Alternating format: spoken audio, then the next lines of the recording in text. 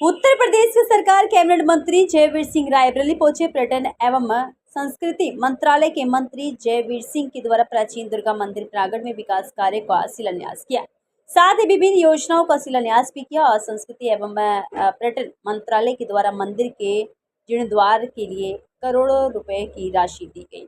विशाल जनसभा में समाजवादी पार्टी सरकार के पूर्व मंत्री एवं ऊंचाहार से विधायक डॉक्टर मनोज पांडे एवं बीजेपी से सदर विधायक अदिति सिंह, पूर्व एमएलसी राजा राकेश प्रताप सिंह मौके पर मौजूद रहे।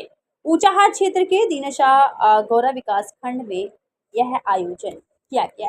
कैबिनेट मंत्री जयवीर सिंह ने कहा, संभल की न्यायिक रिपोर्ट चौंकाने वाली है। देश के प्रधानमंत्री नरेंद्र मोदी ने लाल किले से ध्यान आकर्षित करने की कोशिश की।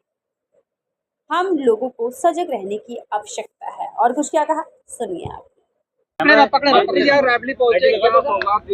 देखिए, आज पर्यटन और संस्कृति विभाग की विभिन्न योजनाओं के लोकार्पण और शिलान्यास कार्यक्रम में आज हम लोग ऊंचाहार की पावन धरती पर जो हमारे आदरणीय नेता भाई मनोज पांडे जी के विधानसभा का क्षेत्र है, आप ही के आमंत्रण पर आज हम यहाँ उपस्थित हैं, जिसमें ऊंचाहार सहित जनपद की विभिन्न 13 योजनाओं का लोकार्पण और शिलान्यास करने का कार्यक्रम संपन्न हुआ है।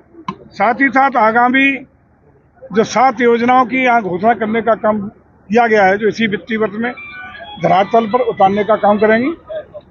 इन योजनाओं को धरातल पर उतारने के बाद मैं समझता हूँ कि रायबरेली जनपद के सभी विधानसभा क्षेत्रों में हमारी सनातन संस्कृति, हमारी विरासत, हमारी धरोहरों को सनातन संस्कृति के पुनरुत्थान के अंतर्गत एक नया सम्मान मिल सकेगा। निश्चित रूप से इसके लिए रायबरेली जनपद के सभी लोगों को बधाई।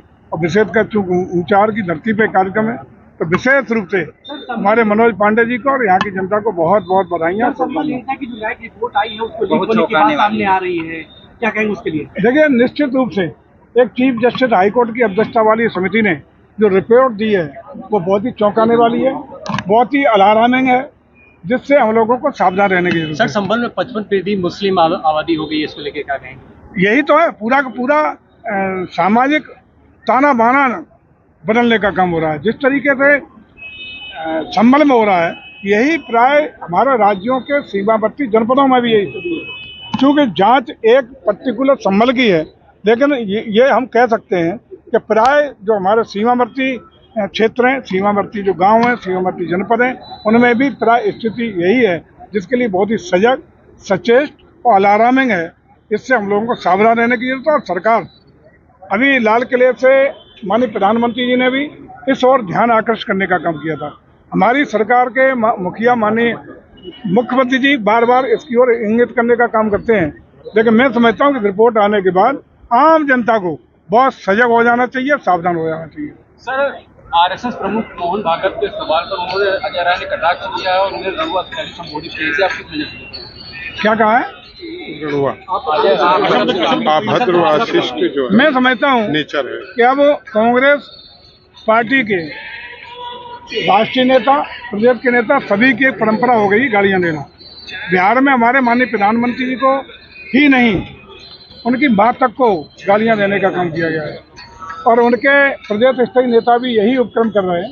जनता देख रही है, और ऐसे लोगों को जनता निश्चित रूप से जवाब देने का काम करेगी, निपटने का काम करेगी। मंत्री, जब से आपके पास विभाग है और खासकर रायबरेली में बहुत करोड़ों का बजट दिया है, जबकि यहाँ